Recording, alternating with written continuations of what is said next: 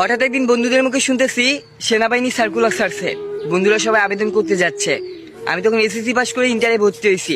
ভাবলাম আমি কি আবেদন করতে যাব, আবার ভাবলাম আমি তো গরিব ঘরের ছেলে, আমাকে কি 8-9 লাখ টাকা দিয়ে পরিবার থেকে চাকরি দিতে পারবে। সবকিছু ভেবে তাও বন্ধুদের সাথে চলে গেলাম আবেদন করতে। আবেদন করে আসছি, বাসার লোক জানতো না।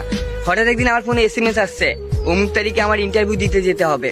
সত্যি বলতে তখনও আমার পরিবারের লোক জানতো না আমি যে সেনাবাহিনীতে আবেদন করছি। সেদিনও নিজের মতো করে সবকিছু গুছিয়ে নিয়ে চলে গেছিলাম সেনাবাহিনীর মাঠ করতে, চাকরির ইন্টারভিউ দিতে।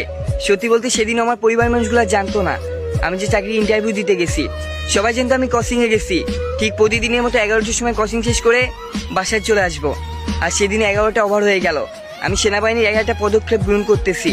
আমি জানতাম আমার আব্বু কল দিবে, তাই ব্রেক টাইমে সবার আগে যে ব্যাগ থেকে ফোন বের করছি। ব্যাগ থেকে ফোন বের করে দেখে আব্বু অনেকবার কল দিছে, তাই আমি নিজে আব্বুকে কল ব্যাক দিছি। আব্বু কল ধরার সাথে সাথে বলতেস, কই তুই এখনো বাসায় আসলি না কেন? 12টা বাজতে গেছে, তুই জানিস না বাসায় অনেক কাজ আছে, মাঠে থেকে গরুর ঘাস আনতে হবে, এখনো ঘুরে বেড়াচ্ছিস কেন? আমি বললাম আব্বু আসতেছি, তাই বলে কলটা কেটে দিছিলাম। সত্যি বলতে তখনও আমার সেনাবাহিনীর একটা মাঠের পদক্ষেপ চলতেছিল। আমি নিজেকে নিয়ে ব্যস্ত ছিলাম, কি করব বুঝতেছিলাম না। দেখতে দেখতে বেলা 3টা বেজে গেছে। আমি তো জানি আমার আব্বু কেমন, হয়তো অনেকবার কল দিছে, রেগে বসে আছে, আম্মুকে বকাঝকা করতেছে। সত্যি বলতে আমার অনেকগুলো পদক্ষেপ শেষ হয়ে গেছিল, আর মাত্র 2-3টা পদক্ষেপ আছে, এগুলা বাদ দিয়ে দিব। আমি সবগুলাই টিকে গেছিলাম, লাস্ট ফিনিশিং আর 2-1টার জন্য আমি বাদ দিয়ে দিব, বাসায় চলে যাব। আমি সবকিছু ভুলে যেয়ে নিজের চাকরির উপর ফোকাস করলাম, ইন্টারভিউতে ফোকাস করলাম।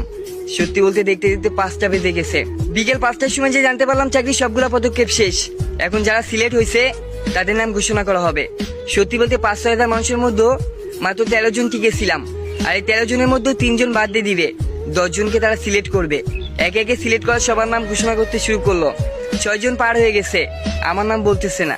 আমি তো ভয় পেয়ে গেলাম, বাসে যেয়ে কি বলবো, এতক্ষণ কোথায় ছিলাম আমি। সত্যি বলতে 7 নাম্বার নামে যে আমার নামটা বললো, অনেক খুশি হয়ে গেছিলাম, আমার চাকরিটা হয়ে গেছিল। সত্যি বলতে অ্যাপয়েন্টমেন্ট লেটারটা নিয়ে বাসায় যেয়ে দেখে আব্বু রাগ করে বসে আছে, আমার উপর রেগে আসছে। আব্বুরে বললো, আব্বু আমার চাকরি হয়ে গেছে। বলো বাজে কথা বলিস না, তোর কাজ তুই করে বেড়া, যা বন্ধুদের সাথে আড্ডা দিয়ে বেড়া, বাসার কোনো কাজ তোর করা লাগবে না, তুই আমার সামনের থেকে সর।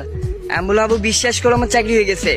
আব্বু বললো, তুই আমার চোখের সামনে থেকে সরবি, আমার মাথা গরম করিস না। আমি বললাম, আব্বু বিশ্বাস করো না। আব্বু এই দেখো আমার চাকরি হয়ে গেছে। অ্যাপয়েন্টমেন্ট লেটারটা আব্বুর হাতে দেওয়ার সাথে সাথে আব্বু সবকিছু দেখে আমার মুখের দিকে তাকায় আছে। আব্বু চোখ দিয়ে টপ টপ করে পানি পড়তেছে। আব্বু আমার জড়ায় ধরে বলতেছে, কত অকর্ম ঢেকি বলে তোকে গালি দিচ্ছি, আমার সেই অকর্ম ঢেকিটা আজকে চাকরি পেয়ে গেছে। আমি বললাম, আব্বু চেয়ারম্যানের কাছে যেতে হবে, তার একটা সই লাগবে, অমুক তারিখ থেকে আমার জয়েন। সত্যি বলতে আমার বাপের ফিলিংসটা অন্যরকম ছিল, আমি নিজেও অনেক হ্যাপি ছিলাম, আমার চাকরি হয়ে গেছে। ভাই আমার আম্মু ঘরে দুয়ারে দাঁড়াইছিল, আমার কথাগুলো শুনে ছুটে আইছে, এসে কাঁদতে কাঁদতে আমাকে জড়ায় ধরে বলতেছে, আমার বলটা চাকরি পাইছে, আমার স্বপ্ন পূরণ হয়েছে। সত্যি বলতে একটা ছেলেই জানে চাকরি পাওয়াটা তার জীবনে কতটুকু আনন্দের, তার পরিবারের কাছে কতটুকু আনন্দের। সত্যি বলতে এতক্ষণ যার গল্পটা শুনলেন, সে প্রথম কমেন্টে আসে দেখেন তার চাকরি আজকে 3 বছর, সে অনেক কষ্টের পরে নিজের লাইফ পরিবর্তন করছে।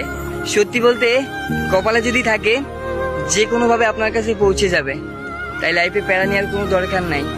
সত্যি বলতে আল্লাহ চাইলে সবকিছু চেঞ্জ করে দিতে পারে।